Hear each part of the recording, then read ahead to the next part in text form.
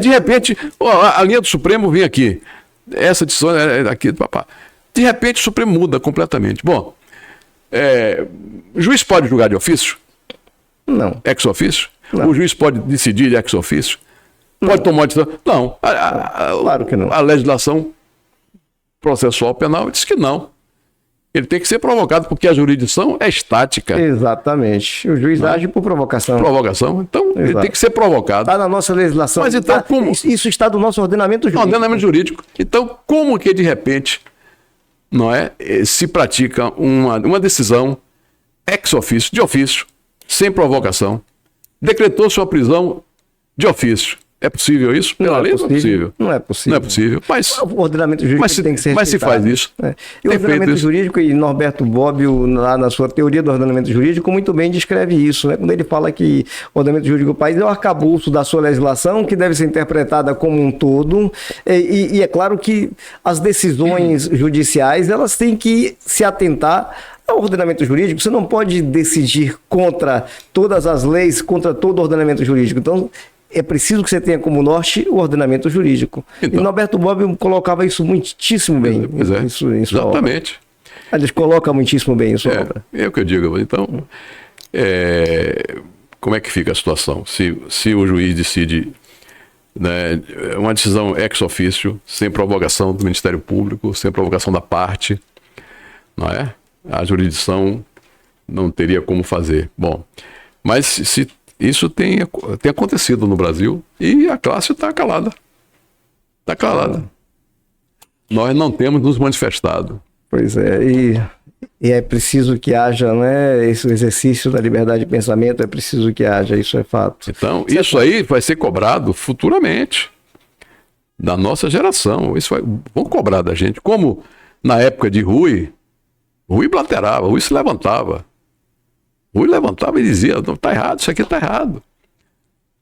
Dizia com toda a garra. E você sabe, não é, Sérgio, que já disse aliás, alguns grandes juristas do passado já disseram isso, né?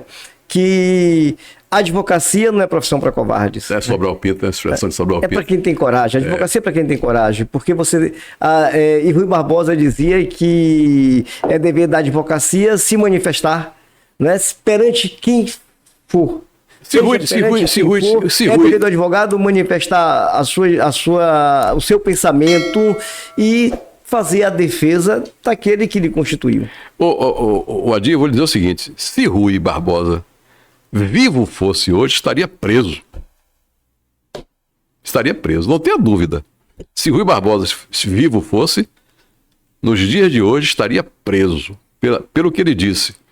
Né? Se ele tivesse hoje, dizendo o que ele disse lá, e olha o que ele dizia isso, numa época do regime ditatorial. Isso, exatamente. Né? Ele dizia isso a Floriano Peixoto. Mas Rui era daqueles... Dizia isso no período... corajosos. Dizia isso no período ditatorial. Marechal Floriano Peixoto. Não é? O Marechal de Ferro, o Homem de Ferro lá. Marechal de Ferro ali. Então Rui dizia com a autoridade do jurista, porque ele tinha autoridade para falar isso. Tinha. E era uma época em que também a advocacia era muito respeitada. Muito, né? Muito respeitada. E dizia, e por isso depois, num determinado momento, teve que sair do Brasil, né? Ele descreve as cartas de Inglaterra, né? As famosas cartas de Inglaterra, o período que ele passou fora do Brasil, exatamente porque se excedeu. Mas, meu amigo, é isso. Mas eu digo assim, olha, isso a gente vai... É um momento histórico, né? É um momento histórico. É um momento histórico. Você falou muito bem, é um momento histórico. E tudo isso passa. O futuro é que julgará esse momento. Exatamente, tudo passa. Tudo isso vai passar, porque nós estamos vivendo um momento eu digo assim, de grandes decisões, grandes definições, um momento de grandes definições. Mas você olhar para o passado, você vai ver lá as grandes lutas que foram travadas no Brasil, né? O Brasil sempre buscou a liberdade.